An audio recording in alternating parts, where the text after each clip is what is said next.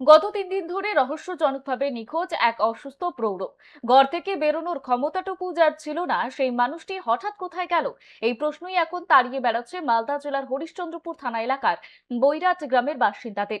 নিখোঁজ ব্যক্তির নাম কাঞ্চন দাস, বয়স 51 বছর। পরিবার সূত্রে জানা গিয়েছে, কাঞ্চন গত 5 বছর ধরে গুরুতর শারীরিক অসুস্থতায় ভুগছিলেন। হাঁটাচলা করতে অসুবিধা হওয়ায় অধিকাংশ সময় তিনি বাড়িতেই থাকতেন। গত 5ই মে মঙ্গলবার দুপুরে তাকে বাড়িতে রেখে তার স্ত্রী চাষের জমিতে কাজ করতে গিয়েছিলেন। ফিরে এসে তিনি দেখেন স্বামী ঘরে নেই। প্রথমে মনে করা হয়েছিল আশেপাশে কোথাও গিয়েছেন, কিন্তু সময় গড়ানোর সঙ্গে সঙ্গে দুশ্চিন্তা বাড়তে থাকে। পাড়া প্রতিবেশী থেকে শুরু করে সমস্ত আত্মীয় স্বজনের বাড়িতেও খোঁজ নেওয়া হয়, কিন্তু 3 দিন কেটে গেলেও তার কোনো হদিশ পাওয়া যায়নি। একজন শারীরিকভাবে অসুস্থ ব্যক্তি কারো সাহায্য ছাড়া কিভাবে বাড়ির বাইরে গেলেন এবং 3 দিন ধরে কোথায় আছেন তা নিয়ে ঘনীভূত হচ্ছে রহস্য।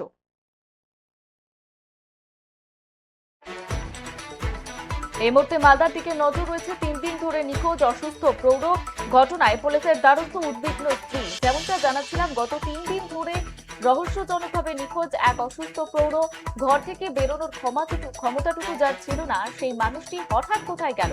এই প্রশ্ন এখন তাড়িয়ে বেড়াচ্ছে মালদা জেলার হরিশ্চন্দ্রপুর থানা এলাকার বৈরাট গ্রামের বাসিন্দাদের। নিখোঁজ ব্যক্তির নাম কাঞ্চন দাস, বয়স 51 বছর।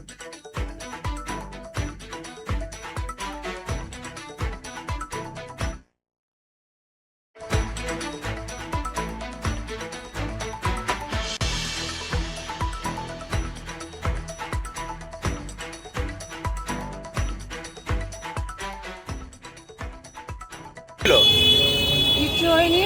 5 বছর তো ওই ছিল অসুস্থ। আবার এই 5 বছর অসুস্থ হচ্ছিল। আর মঙ্গলবারের দিন আমি ছিলাম না, চলে গেছিলাম মাঠে আসে দেখি তো নাই, হারিয়ে গেছে। আর পাওয়া যাচ্ছে না, চাপে ঘুরতে খোঁজ করলাম আর পাওয়া যাচ্ছে না। বাড়িতেই আর আলো বাড়িতে আমি সকালবেলা রেখে গেলাম, তো বাড়িতেই আছে। আর সকালবেলাতে আর বৈকাল 3টে আনে দেখি নাই আর বাড়িতে।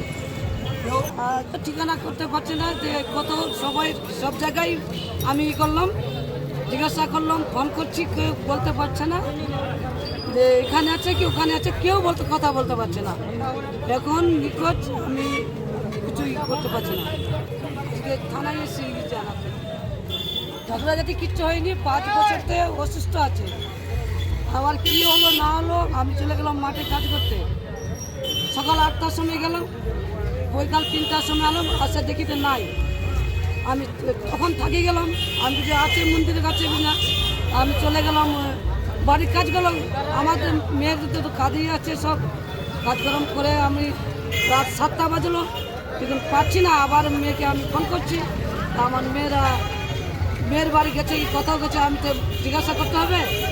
আমি মেয়েকে ফোন করে দেখছি যে মেয়েরা নাই, মেয়েরা কিছু আসেনি আমাদের বাড়ি। তারপরে আমি খোঁজ করতে লাগলাম রাত 11টা পর্যন্ত, রাত 12টা। কি হয় আপনার? যে নিখোঁজ হয়েছে আমার স্বামী ছিল। কাঞ্চন দাস। আমি বলতে পারছি না কোথাও গেছে না গেছে, আমি বলতে পারছি না। আমি তো খোঁজ করছি।